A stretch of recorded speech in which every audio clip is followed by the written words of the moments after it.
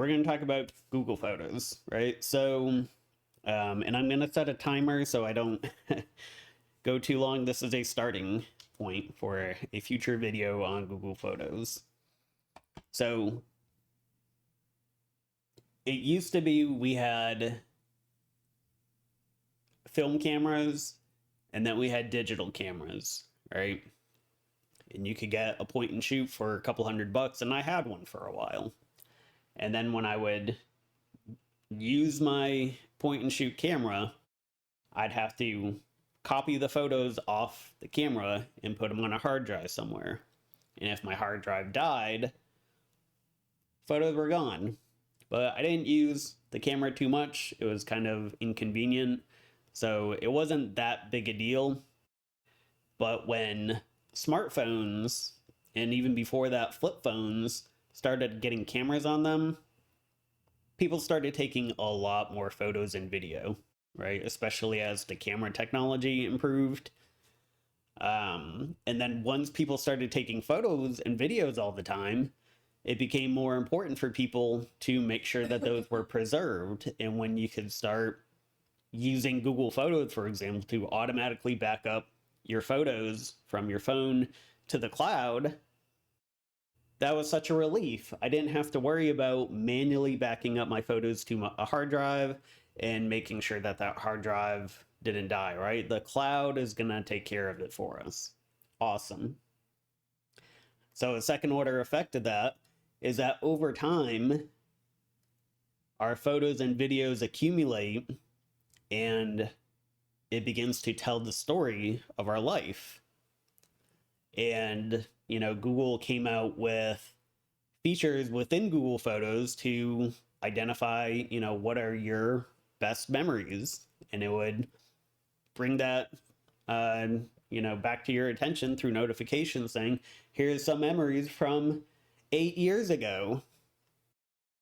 And that's pretty incredible because most people aren't going to go through their Google Photos with thousands of photos and find the best ones from 8 years ago.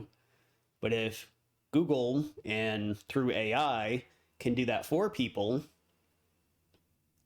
it finds a way to get more value out of Google Photos other than just having a secure backup, right? And what I've noticed is that, I have Google displays throughout the house, and I have a rotating Google Photos wallpaper on my phone. So I constantly see my photos in my Google Photos account. And that is a uniquely different experience than any previous generation of humanity, right? When I was a kid, we had, maybe some family photos that were printed, film cameras. It was expensive, so people didn't print photos too much or take photos because you had to buy the film. Now taking a photo costs you nothing, so people do it all the time.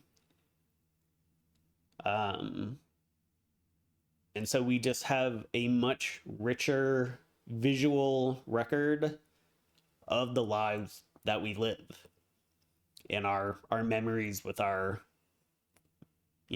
family and friends. And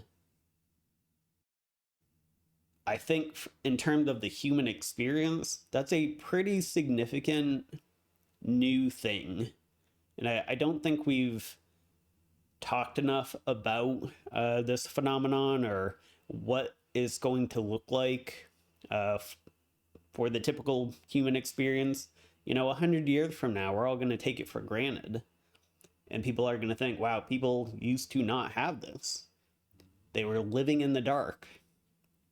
They only had their own memories to rely on, right? Maybe people would write down their memories and we would have a text based memory system, that what we've had for thousands of years. But now it's not just dependent on people saying, I'm going to write down my memories for today. You don't have to do that. All you have to do is record it.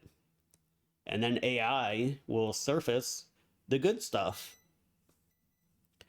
So there's my timer. There's going to be more about that. Let's move on to the next one.